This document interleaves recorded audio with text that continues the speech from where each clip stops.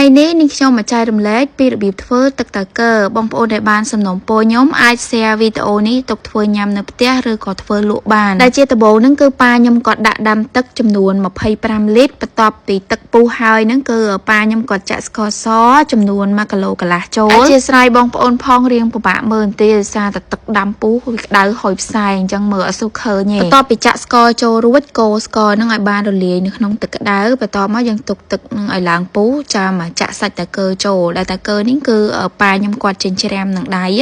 ចង់យកទៅក្លុកក៏បានដែរតែបើក្លុកវារៀងម៉ត់ពេកយើងចង់ញ៉ាំសាច់តាគើនៅដុំយើងចិញ្ច្រាំទៅដែលសាច់តាគើនេះគឺមានចំនួន2គីឡូបើសិនជាបងប្អូនចង់បានរាវជាងនេះបន្ថយបន្តិចទៅ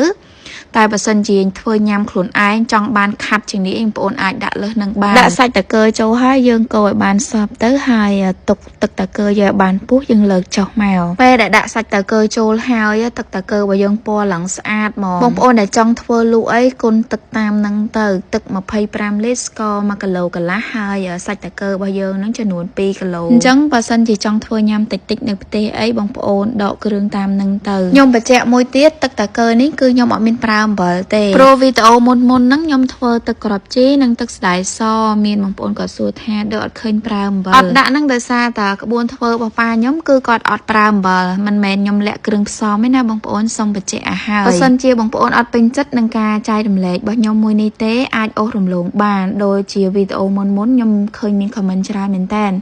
ថាទឹកប៉ុណ្ណេះស្ករប៉ុណ្ណេះផ្អែមណាស់ញ៉ាំទៅប៉ះពាល់សុខភាពនិយាយរួមទៅយើងធ្វើញ៉ាំនៅផ្ទះខ្លួនឯងយើងអាចស្មានកម្រិតស្ករបានហើយថាប៉ុណ្ណាដែលយើងញ៉ាំទៅអាចនឹងមិនប៉ះពាល់ដល់សុខភាពព្រោះប្រភេទគ្រឿងទឹកអស់នេះវាត្រូវការជាតិផ្អែមតិចតួចនឹងឯងបើសិនជាធ្វើសាបស្លេមពេកក៏ញ៉ាំអត់កើតតែបើធ្វើផ្អែមខ្លាំងពេកក៏អ្នកទិញគាត់ញ៉ាំអត់កើតដែរព្រោះឥឡូវគឺអ្នកទិញគាត់គិតសុខភាពគាត់សម្រាប់ខ្ញុំអ្នកលក់គឺយករសជាតិមួយដែលនៅកណ្ដាលมันអាចផ្អែមពេកហើយក៏มันអាចសាបខ្លាំងពេកដែរព្រោះមនុស្សម្នាក់គឺញ៉ាំអត់ដូចគ្នាទេម្ល៉េះហើយទៅខ្ញុំខំចែកម្លែកពីរបៀបធ្វើទុកសម្រាប់បងប្អូនដែលគាត់អត់ចង់ទៅទិញគេញ៉ាំអាចធ្វើនៅផ្ទះដោយខ្លួនឯងបានហើយមួយវិញទៀតធ្វើខ្លួនឯងក៏យើងអាចដាក់ស្ករទៅតាមចំណូលចិត្តបានដូចជាបងប្អូនខ្លះគាត់គិតថាអូស្ករនេះល្អស្ករនោះល្អស្ករសមិនសូវល្អទេ